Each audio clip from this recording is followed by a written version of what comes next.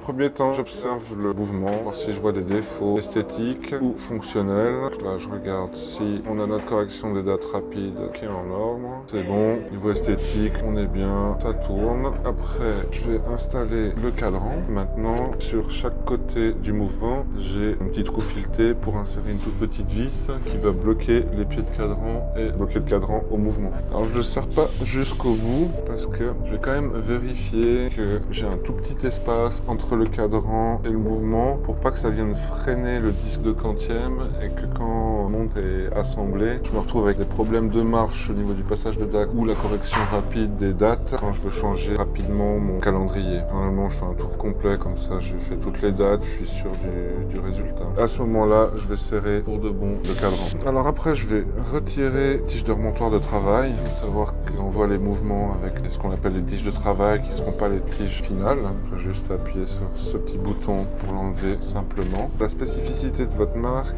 c'est que normalement, on va venir directement mettre les aiguilles après avoir posé le cadran. Moi, je préfère directement le mettre dans votre boîte et fixer la boîte pour après faire le chassage des aiguilles.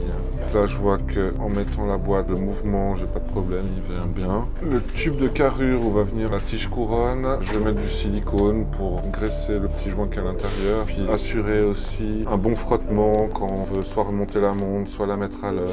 Et je viens installer la tige de remontoir couronne définitive. Là, je vois, j'ai pas de problème pour faire le remontage manuel. Le passage de date rapide, on est top. Alors après, ce que je fais, c'est que je vais fixer la partie mouvement à la carrure, comme ça se balade pas, et puis on a un peu plus de solidité à l'intérieur de la montre. Pour ça, on a des petites brides et des petites vis qui sont prévues pour venir tenir le mouvement dans la carrure. Maintenant, on va passer à une autre étape qui va être poser les aiguilles. Maintenant, je vais prendre les aiguilles, puis je vais opérer un chassage manuel. Pour toutes les aiguilles, on va le faire, mais on va vérifier deux choses. Bon, que ça vienne pas plaquer contre le cadran, et puis qu'on a une aiguille qui est bien chassée droite. Donc là, j'ai installé mon aiguille d'heure, et je fais un tour de 12 heures, puis je viens vraiment me caler sur midi avant d'installer mon aiguille de minute. Hormis la partie technique, on a aussi à chaque moment de l'opération un contrôle qui est esthétique. Voilà, donc là j'ai passé l'étape du chassage d'aiguilles. On va passer à la première partie de l'emboîtage qui est l'ajout de la lunette. Et puis là, on va s'assurer qu'on ait un maximum de propreté.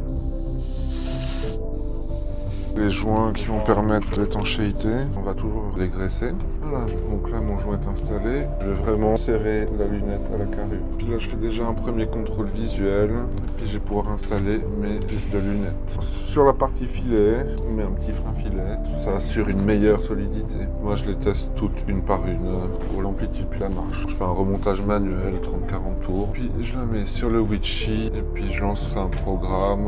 Là c'est pour la précision de la montre. Donc maintenant la partie arrière de la montre, frein filet, parfait. Là je me retourne sur la petite machine de test de l'étanchéité qui va me faire un cycle 1 bar, 3 bars. Donc là, ma montre est bonne au niveau technique et esthétique. Donc maintenant, je vais installer le bracelet. Il vient se caler dans le trou, il va venir en dessous. Hop, on l'insère. Dès qu'on entend le petit clic, c'est qu'on est dedans et puis on est bon. Après, je prends mon papier de protection, puis elle va avec les autres à livrer.